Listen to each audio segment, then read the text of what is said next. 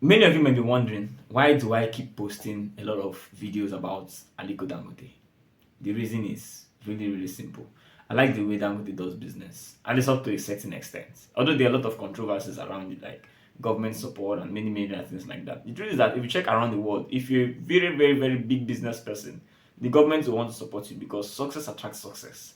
But aside that, looking at the way he does his business and the fact that he's actually patriotic to Nigerians, there are so many billionaires in Nigerians that take their monies outside to invest outside. But he keeps investing in Nigeria and in Africa. And many other African presidents call him to invest in their country. So, in a way, we should actually be happy because to me, he's kind of doing Nigeria a favor because he can actually take that money to the UK or to the US or to even other African countries and they would accept him. The guy is a billionaire in dollars. Who will not accept him?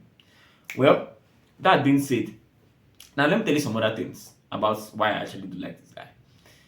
Doing business in Nigeria is hard. In fact, Nigeria ranks very, very low in the index of doing business, on the ease of doing business in the world. Nigeria ranks very, very low.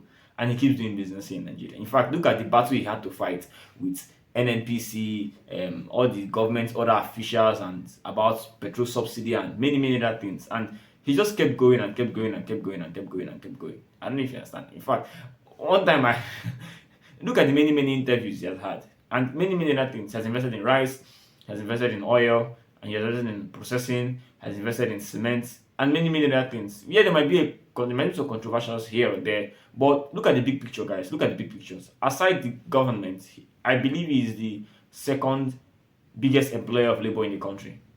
So now, that being said, this video is mostly about an interview he did with Mo. Yep. And I believe this interview was done in 2019 when he was investing in the refinery, which has currently been completed. And also, I think at the time he was also investing in some other stuff like rice, expanding his cement, and I believe some other stuff too. So now I want you to look at this interview and see what you can learn from it because you should sit back really tight. You should actually sit back and look at this interview. Now, right before we go into this interview, if you haven't already subscribed to my channel, please, please, I am begging. It's me that is begging you. Subscribe to the channel. Our second interview today, we have another iconic African in a totally different sphere. We had Amina in the morning. Now we have Aliko Dangote. He is the most famous industrialist and investor in Africa. I think I don't need to introduce him. Aliko, you are welcome. Thank you. Thank you. Thank you for joining us. Thank you. I know great pleasure. You lose a lot of money by stopping working and coming here, but but sometimes for you it's okay. Yeah, sometimes you have to do also. You have to, yes, definitely. That kind of it makes you civil society, which is not bad. We do. Okay, right, Aliko. For the last year, we have been talking on and off about this very ambitious project. I mean, we all knew you as a cement man, the man who's making cement everywhere in Africa. Suddenly, we hear that you became an oil man. And in oil, you went into most complicating area. You did not buy a block of oil from the government. We're there also. You are also there? Yes. Okay. We bought 2 blocks from Shell. You got 2 blocks over there. Okay. People think that's easy, but you get a block and if you discover something, you sell it to one of the oil majors and you make your money and you go to Regent's Park or Surrey in London. And we have many of those guys in London. We have. Yes. But you are doing something very unusual. You decided to build one of the largest industrial facilities in the world, actually, not only in Africa. It's a huge undertaking. What is the capital cost of this project you're doing? Well, in that particular location, we are spending about 12 to 13 billion dollars. 12 and 13. You heard this number? 12 to 13. 12, 13 billion dollars. Yes. And This means you are betting everything. You're betting your shirt on this, correct? Well, I'm betting quite a lot, yes. You're betting quite a lot in Quite this. a lot, no, And, no share, yes. okay, that's wonderful. But can you tell us what exactly this you are doing and why it costs all this amount of money? Well, actually, thank you very much, Mo. First of all, I would like to thank you for inviting me to this Mo Ibrahim's weekend. It's a great pleasure to be here. Yesterday, I was actually sweating when there was an accident, going to the airport. Where? In London. In London. Okay, you were in London, I said. Yeah, because okay. Stansted Airport closes at 10. I said that, well, if I'm not able to make it, I will have never talk to you again. I know, and that's more expensive than my project. You know why this guy is charming, Anyway, thank you very much. So really, what we have today, Mo, is that we have almost about 5 major projects. We have the refinery, which is 650,000 barrels per day. 650,000 barrels per day. We have the petrochemical, which is 1.3 million tons of polypropylene, polyethylene, which will make us second largest exporter of petroleum products in sub-Saharan Africa after Sasol. Then we have 3 million tons of urea and ammonia, which is fertilizer.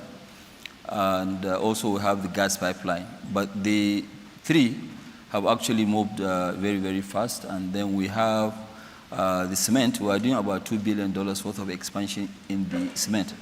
And then agriculture, we have, rice, 1 million tons, which we are building with integrated power, because we are in the localities where we are going to, process, do parboiling. The rice we eat is different than the rice here in Côte d'Ivoire. We eat parboiled rice, so you have to boil the rice and do, the process. With all this, the most challenging one, which is really very good, is the refinery. It has opened our eyes to see the lack of infrastructure in, Africa. Now, let us dissect. We're going to do a forensic audit of what you are doing now. Okay. So let's take it one by one. One by one, all right. Okay. This big refinery and associated installations you are making, can you describe it to us? What is exactly, is it just some pipes bringing crude and you are refining this and then pumping it back, or what do you have to do? We have, the refinery is actually on a, first of all, let me tell you the challenges and what we are facing. It's just outside Lagos. We took up a land which is about 2.7 million square meters. 2.7 million. Yeah, square meters. It's huge. It's massive. Internal roads alone, we have 136 drainage, some of them as wide as 40 meters. We have 200 kilometers. And it's all fenced. 240 kilometers of roads you have to create? No, 136 kilometers of roads. By drainage, we have about 213 or so. Okay. Of drainage. But the most challenging is that, the land, it was just a jungle, it was a mangrove. Marshlands. Marshland, we have to remove all the trees. You have to clear it, and then we pump 65 million, cubic meters of sand, which is quite a lot. We have to bring the 2 world's biggest dredgers to work there continuously for almost about 10, 11 months.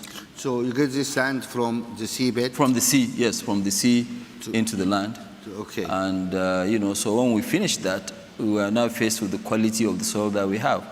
Our refinery, not the fertilizer, the refinery section alone has the highest number of piles you can find anywhere in the world, which is 136,000 piles. It's huge. It's 100, so everything about this refinery is very, very huge. You can see the regenerator, which they are showing here. Can we have some? What's that? Yes, this one is weighing 3,000 metric tons. You have to generate your own power. No. This regenerator, it regenerates the crude. You generate the crude. Okay. Yes. So.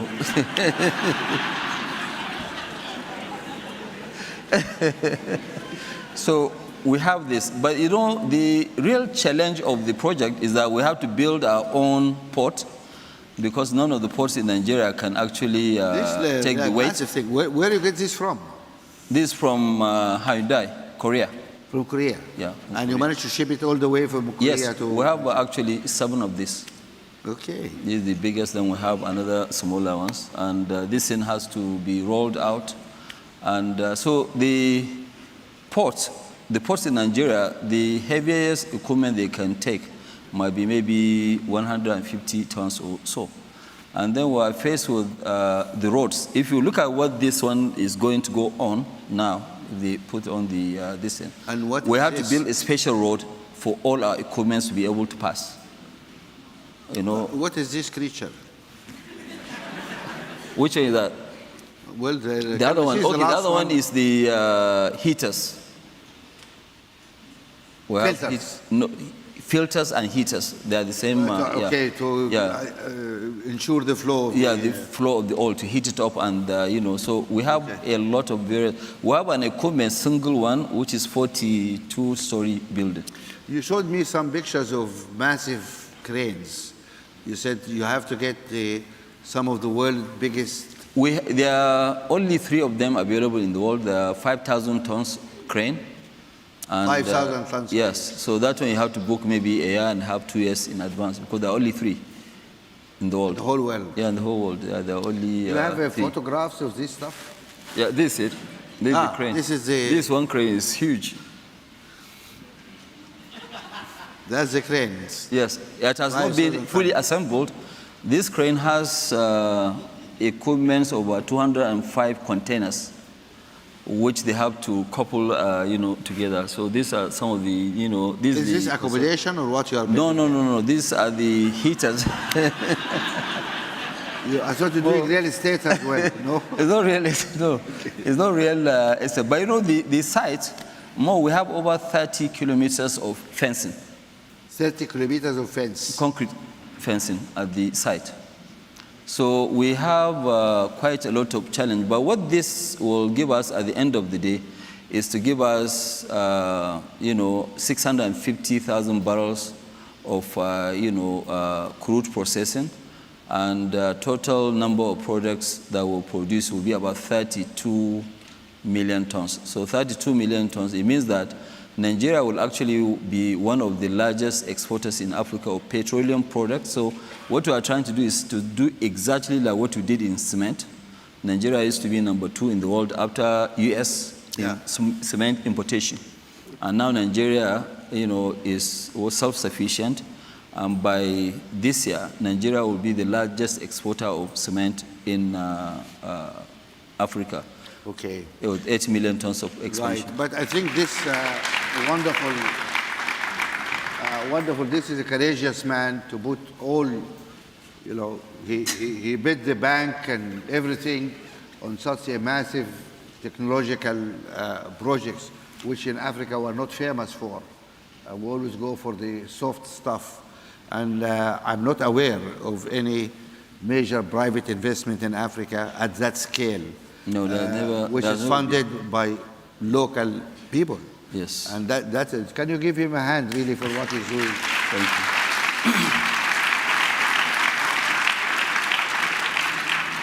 you. Now, we come to cement. I know you have a number of cement facilities. In how many countries you are producing? Well, 14 in total, the operational one. 14. We have about 11, then we have about 3 new countries. Now, let me ask you a question. You had to do 14 factories. No, more than 14 factories, 14 countries. 14 countries, so you have more than one? Countries we have, yeah, like in South Africa we have 2. In Nigeria we have 3, we are building the 4th one. You know, I mean, let me give you the scale of our industries. Like in Nigeria, we have one single location, which we are producing about 13 million tons, which is 13 million tons. 13 today, but by end of this year it will be 16, which is by far outstripping the whole production of South Africa.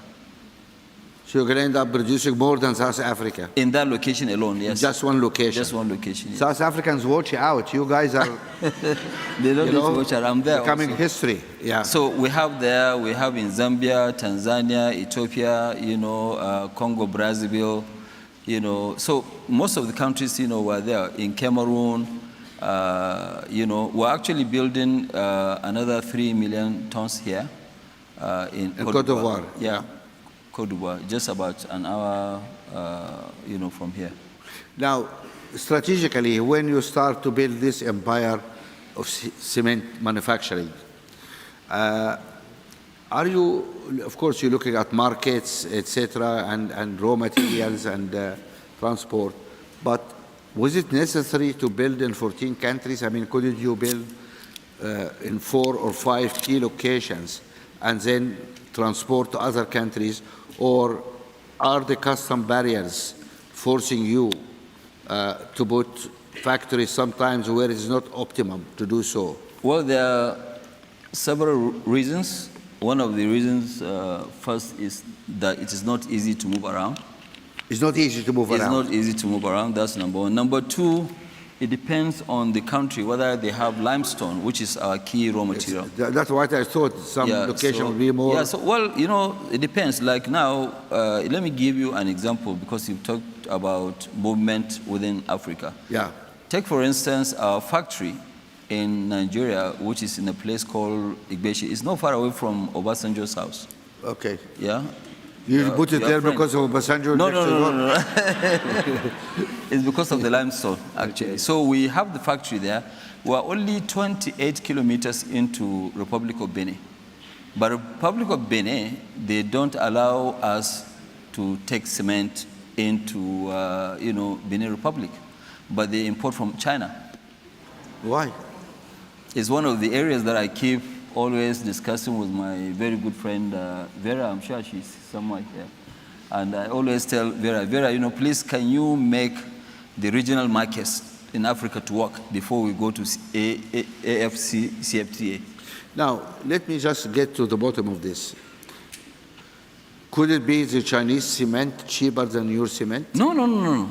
It's whatever. If the market is selling for zero, we're willing to compete at zero.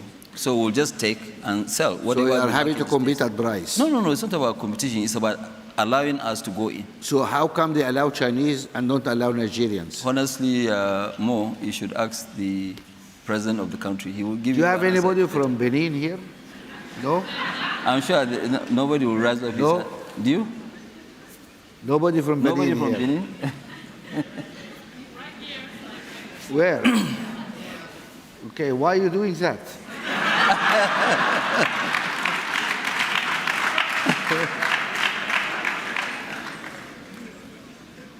No answer. Please, when you go home, ask why are you doing something silly like that? I mean, if it's cheaper, I understand, but if it's not cheaper, why? Because really, the AFC, CTA is a very, very good, thing to, But my issue is that even if we sign, what about the implementation? We are very good at designing programs and whatever, but implementation is key, which is really missing. Because we talked about free trade areas. Yes. ECOWAS talked about borderless region. Is that happening in reality or not? Well, actually, it's not happening in reality. Because the biggest issue that you have is, allowing movement. Today, if we are going to take cement to, say, maybe Togo, we're going to spend almost a week for just 210 kilometers. Is it the roads or is it the customs? It's the customs. The customs? Yeah, you sleep in the border when you get there. Why? Because, it's just corruption. You have to pay in order to get your cement across? Well, we don't pay, but maybe that's why they're holding us. But even people who are paying, they have to spend that long period of time. Also. It's a long process, yes. So I think the CFTA will help us But I think before we jump to CFTA, we must make sure that the regional markets are working very well. Right, I think there is some practical issue here which people need to think about.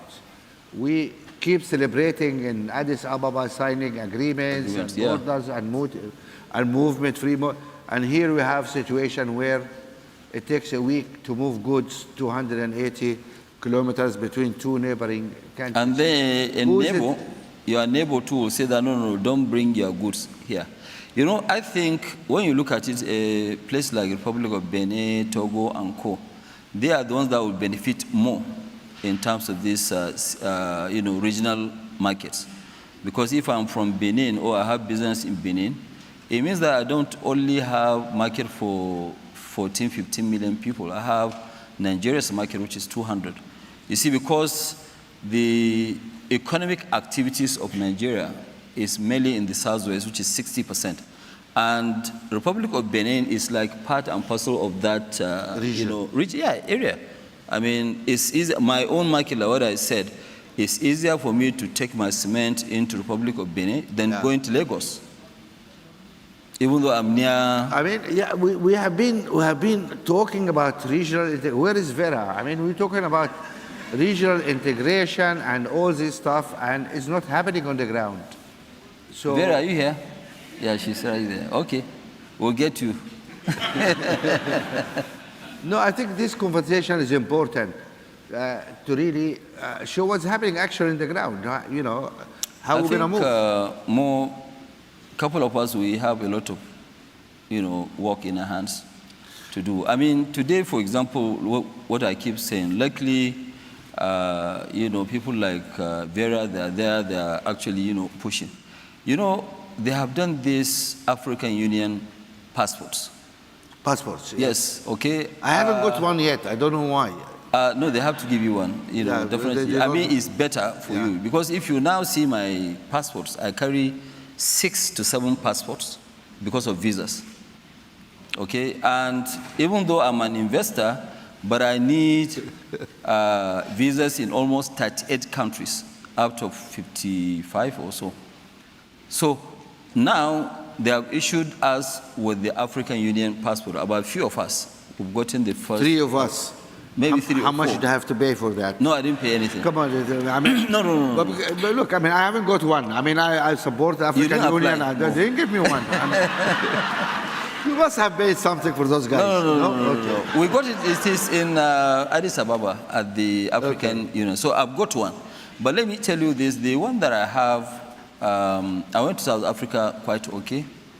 And I think you were carrying a Nigerian passport or South African passport? No, carrying African Union passport. African Union passport? Yes, but this same African Union passport, I'm sorry, since we're all talking very openly, but I was invited by the president of Angola to come and, see him. And, I had to go. Normally, I don't travel much during fasting period, but I went. And when I went there, I had to be given visa on African Union passport.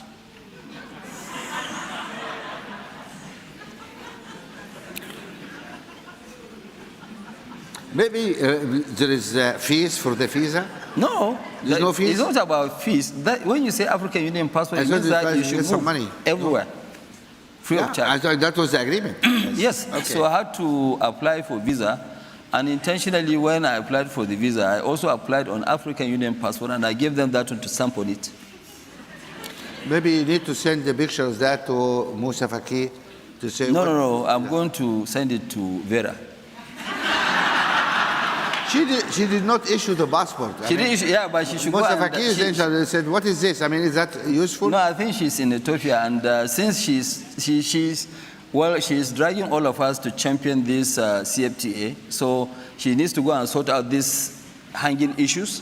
Then we'll all go out with her. Nigeria will sign tomorrow. I tell you something.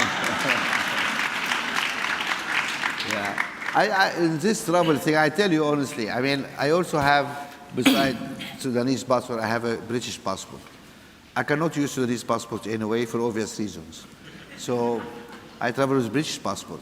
I go everywhere. I get my visa in South Africa. If you go to any because African I say here, I'm country- British, I don't look British, but I have a British passport. So it's this. But more, your own is even easier or very simple. I've been to most of these countries where somebody who is my assistant, okay, who take notes in the meeting, Yeah. he will be allowed in, and they will not allow me in. An African country. An African country, yes. Okay, thank you very much. I think that's... What do you do with those guys? Anyway. Well, I think we need political will to be able to implement Yeah. most of these things that were signed in. And, you know, I think in Africa, if you will allow British, European, you know, I mean, Americans to get in there on visa, I mean, you know, having visa on arrival, you should allow all Africans to get in there with no visas. You know, and I keep telling them, I was on a panel with the Prime Minister of, you know, Mali. And I asked him, I said, Mr. Prime Minister, the people who are causing trouble in the other part of your country, did they come through the airports? No. No, those guys, they don't need a visa. Boko Haram, that's... Exactly. They don't need a visa, you know, so whether you give, Of so, course. you know, it's better you go and concentrate on the You go trouble from some the people. border, Yes. exactly, you go They just go through with their tanks. 5 kilometers from the airport Yes, to cross. with yeah. their tanks, and they come into the cities with no, you know, yes. So that's the, you know. One thing that's the- before, I need to talk a little bit about the issue of policy, but before we continue there, there's one thing you mentioned about agriculture. Yeah. Now, I just want to know what exactly you do about agriculture. I look at agriculture as also the one activity which can create a lot of jobs. Frankly, mining does not create jobs. You told me that you employ up to 70,000 people to build Refinery. that refinery and Yeah. stuff. I think there is a port need to be built and there is power. So many all sorts of infrastructure. things.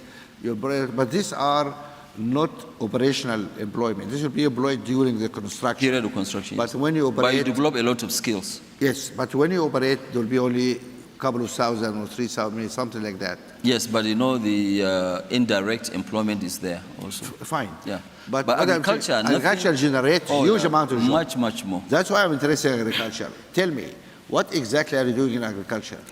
Thank you, Mo. Well, what we are doing in agriculture, we are building 1 million tons rice, you know, parboiling and processing with power generation, you know, also attached to them. And with this, what we are doing is that we are giving the farmers, you know, seeds, apart from seeds with implements, and then, you know, when they finish the harvest, we buy this. But they have, they have a choice also, so that we don't really hold them to ransom. They have a choice of selling to anybody who will offer So more. although you gave them the seeds and the We give them the fertilizers seeds, and the implements. If they need any additional money, we have a backup by our central bank to lend them money, you know, as a to group. enable them to To do enable them, yes. You know, because in those areas, it is very difficult for them to go and mortgage their houses and borrow money. that. Monetize. You know, so the yeah, assets, you know, so they can easily borrow money under soft terms. Somebody is not going to ask you to bring your grandmother's certificate of birth, which you normally don't have. Okay, and but those people, when they finish, they sell you the rice, and you are committed to be competitive. Well, committed. It's not very because I committed. lend you money, you must give it to me cheap. No. What we have agreed with them is that if my price is not right, they should give to somebody, but they should come back and pay me my money. You pay your debt, of course. Yes. That's the debt. So it's that's settled. what we have. But you see, you can imagine how many jobs we are going to create. How many people are going to work on this? Both that one and the sugar in the next 4 years, we're actually creating about 150,000 jobs. 150,000 jobs, yes. Interesting. I mean, this one area where But you can Africa- see the impact. We are not going to create that much jobs in the refinery, which is 12 billion. Yeah. But this one is just less than 2 billion, but you can see the amount of jobs. Created. And yes, if we really in Africa want to create jobs, prosperity, and also, okay, somebody was telling me that, yes, you know, there's a great GDP growth here in Côte d'Ivoire, but it's not trickling down. Just like us, also in Nigeria, when you look at it, even when we're having 7-8% of GDP growth, Down there, they hardly see anything. The trickle through is not happening. It is trickling, but slowly. Not serious. Not serious. Yeah. So the only way to have these things to trickle fast enough is through agriculture, where now, and that's why we have a greater advantage. I mean, you have a ready market, which is the difficulty of a lot of continents, but we have a market because the African continent imports more goods than any other continent. So what we need to do is to make sure that we transform our own goods. And it is very, very important more. Let me give you an example. Today, between Ghana and Cote d'Ivoire, they actually produce 2/3 of the world's cocoa. Yeah. Okay? But the total amount of these exports that they have is about $6 billion. Okay? But the chocolate market is 100 billion. Yeah. Yes. So you can see that, they are just working for other people. Yeah. The problem is how to create African brands. We need to do that. Even if it's not African brand, they should brand. That's right. They should actually have some of these factories here. Yeah. But you need to create a brand in order to sell it, Marks and Spencer and markets everywhere. The brand creation more is not really that difficult. The only thing that you have to be sure of is that your quality is right and your pricing is right. Yeah. Once you have that, nobody looks at where it is manufactured.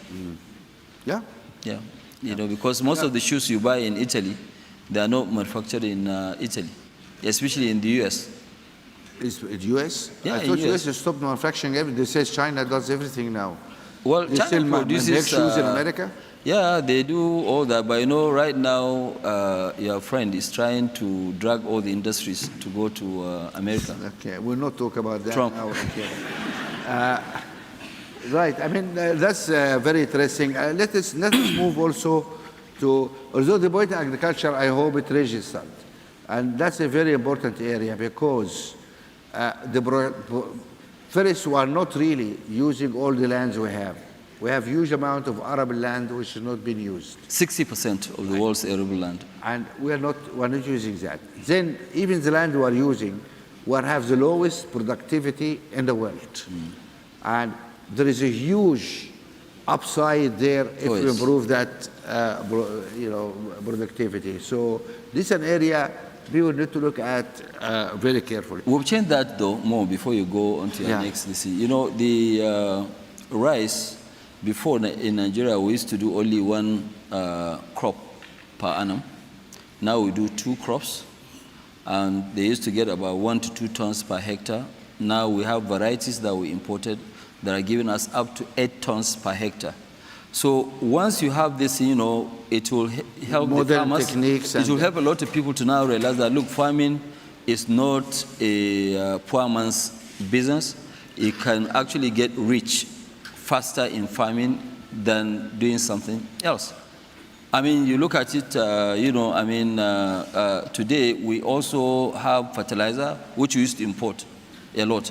Okay, this fertilizer, we have laboratories that will go and test your soil and give you what kind of fertilizer that you need. Whereas right now, as of today, people use the same fertilizer for maize, for rice, for sugar, so they don't actually differentiate, including the type of soil that you have. So this issue of best practice, why don't you produce a case study or something useful? You've been through that, and let us, other African countries, appreciate how to do it, because we need to replicate what you have done there in other countries as well. Or you plan to do it all by yourself? No. Okay, so you're going to allow other people. So why don't you really let people know, here is how to do it. And, that is one of the reasons why when you look at it, I do travel, very often. To various areas, where I can give a talk, sometimes inside Nigeria, sometimes outside, Nigeria. Just tell them that, hey, look, all this thing is a myth. Nothing is impossible. We can really make it happen. We as Africans, we can actually, the issue is that, first of all, we have to understand that there are, in all the countries in the world, whether it's South Korea, Japan, US, those economies were actually built up by their own indigenes. So if we don't lead in Africa... agriculture was the basis of the world of many of these countries.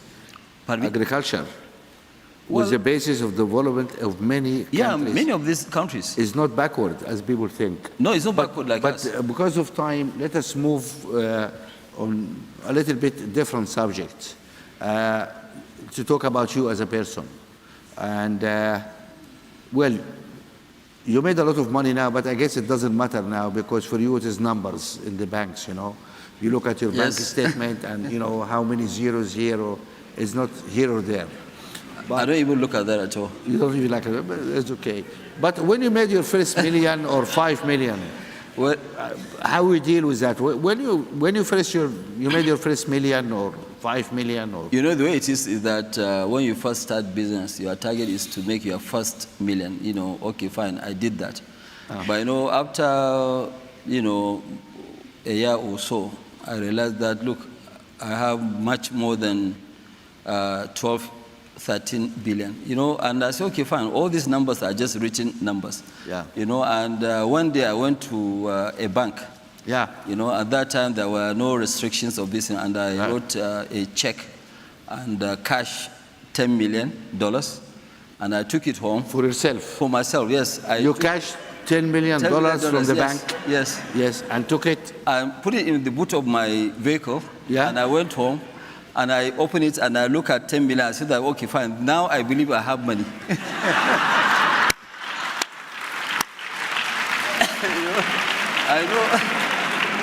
I know. So you put this in the bed and you slept all night on top of it.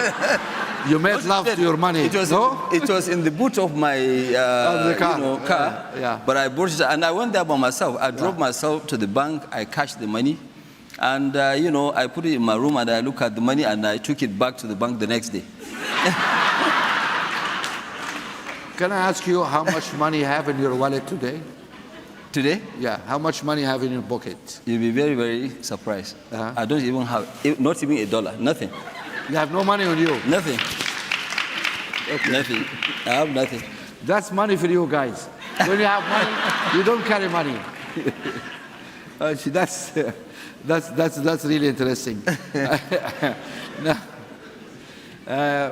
No, that's.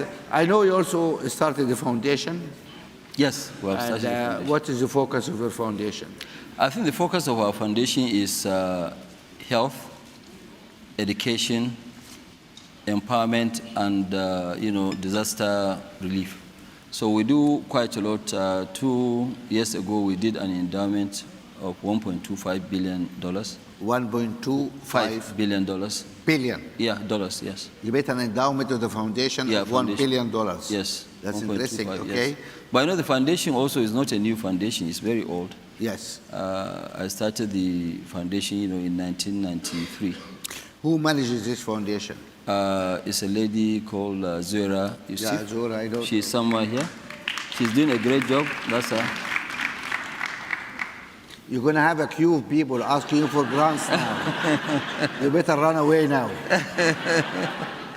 Yeah, okay. Now let me ask you another personal question, if you don't mind. You must be the most eligible bachelor in Nigeria. Oh, Mo, you've started again. Yeah? I mean, you are nice, you are handsome, you are slim, and you're richest man in Nigeria. You're always courteous, and I imagine there's a whole huge queue of young women outside your office every morning. Hi, Aliko. You know, what's going to happen? I mean, you. Well, Mo, of course, yes, it is natural. Yeah. But, you know, I will now tell all those ladies to go and apply through my brother, who is my consultant, and he will help me and vet which one I should marry. Who's that consultant? That's Mo Ibrahim. Oh, that's me. Yes,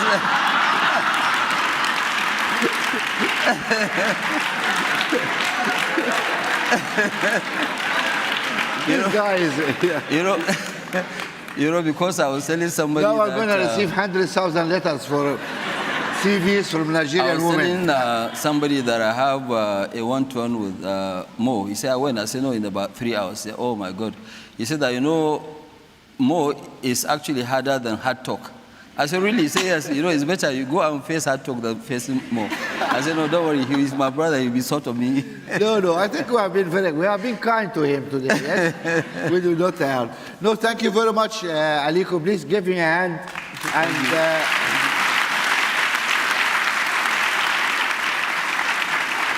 we are running out of time. We're going to allow 2 questions. But you know, Mo, I have a harder person. I thought I was very hard. You? But yes, I have somebody in the family very hard. My daughter is here, Halima. She's very Oh, hard. Halima is a character. Yes. That's why she's hiding. She doesn't want people to see her. You know? Yeah, Halima is She's like a Hadil. businesswoman, and Yes. she's building her own space now. Yes. That is wonderful. She was with us in dinner last night, actually, when you were late. I'm going to allow only 2 questions because we run out of time, but I really need interesting, serious questions. Not application for marriage or...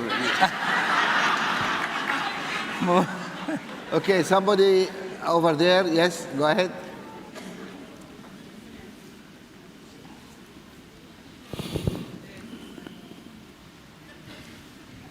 Good afternoon, Uncle Mo and Baba Aliko. My name is Velani Mboweni. I'm a South African entrepreneur from Cape Town, focusing in technology and transportation. Now, I believe that Aliko started his business at 21 years old. If you were a 21-year-old entrepreneur today, what 3 sectors would you focus on creating a business in? And what 3 factors would you believe will make you succeed? Thank you very much. Well, thank you. I think the most sectors to focus is either ICT or agriculture. These are the 2 promising this thing that you need to focus on. But you see, a lot of people, even the younger ones, we need to be also very, very careful, because one of the biggest issues with us Africans is that we spend our projected incomes. Once you start doing business starts doing well. Rather than for you to keep reinvesting into the business, you start spending money and thinking that profit will continue to come. There are ups and downs in business, so you need to be very, very focused and say, okay, fine, what do you do and how do you do those things? So you're not supposed to buy a Porsche car or... No, you are not supposed to do that. You see, because those luxury things, they also take up your time, which will not make you focus on your business. It's like I don't have any holiday home anywhere. Yeah. I don't have a house anywhere, but I know people who are working for me, they have a house in London, but I don't. Interesting. That's why we have to put you up every time we see you, yes? But one more question. That was a good question, the last one. Try to get me a better question. I cannot see in the dark, please. Okay, Because go of the ahead, lights. go ahead, okay. Hi, my name is Nikki Iwako. I'm from South Sudan and live and work in Belgium. I had a question about the Continental Free Trade Agreement that's being shopped around. I understand a couple of countries have had issues ratifying it because they were concerned about the private sector. And as a key member of the private sector, I would like to know, are you truly concerned about the impact of the free trade agreement on the industry in Nigeria? And secondly, the infant industry protection in the agreement, do you think that would be a challenging, or would that be a root cause for why Benin, for example, is not allowing your products in their region? I think you answered that question. Well, I've answered that question, but you see, let me also... if you answer that question, let's allow another question. No, she asked because you one. said it's not working. It's not working, it's true. So, what more you want to say? No, what she said was, think about the industry, right? Am I right? Yeah, well, Yes. the issue is that if we'll implement it to the latter, then it's okay. For example, South Africa, they signed, but they said that, yes, it has to have 80% content, local content. If it's 80% local content, I want you to count 20 things in the entire Africa where we produce with 80% local content. Okay, because the biggest issue that we have a structural problem in terms of industrialization in Africa. Most of the factories that we have in Africa, they are just assembly plants. Assembly, yes. Okay, so they don't really process local raw material to this. You know, like us now, if you look at it before in cement, we're importing. Now we produce almost every single thing in Nigeria, with the exception of what we don't have enough, which is the, you know, the gypsum. Gypsum is only 3%, which is really peanuts. It's nothing. It's very cheap. It doesn't even, you know, it doesn't help us. Do you think that 80% is a high bar? I think, well, I think more we have to really protect our region, because, you know, I'm sorry to say this, because a lot of people who are pushing for this CFTA, they are just looking at some of the weaker countries to go through and push their products into Africa. You know, so if we are going to, I don't mind, even if it's 70%, we can start. Even 80%, South Africa said that, look, it has to be 80%. I think it's too high. But we can even go down to 70. The biggest challenge is the implementation. Because today, if now the Republic of Benin are not allowing me to take cement in, which is 28 kilometers, how can somebody from Côte d'Ivoire be able to now send their goods by road to Nigeria? It's only 1,000 kilometers. But it will be very difficult, because he will have problems with the Republic of Benin allowing you to enter. Okay, I think we need to ask that question to our friends in Côte d'Ivoire here. Maybe ask the president. We're going to see the president in 1 hour. Yeah, well, no, Can we ask him? Yeah, we can ask him. But I think, how they're going to manage to, you see, because it will help quite a lot when we have this in between all the countries. Yeah. Where people now, for example, you know, I mean, in Côte d'Ivoire, everybody wants to come now and so let us summarize here. The message from business really is that please be real. Our political leaders, you sign agreements about free trade among African countries. Please do it. You know, implement what you sign. They have to do it more, because you see, it's just like today more. Every day you invite me for dinner, and you know, I'll call on you. You know, you give me dinner. Both of us were doing business of similarities, and we are not doing any business.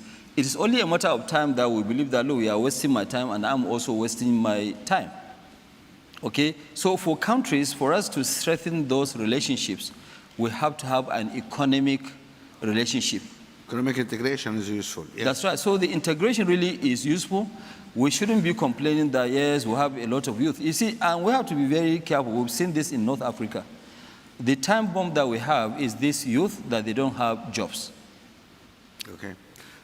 With this note on integration, I have to end this because we are running out of time. Please give a hand to a brave man.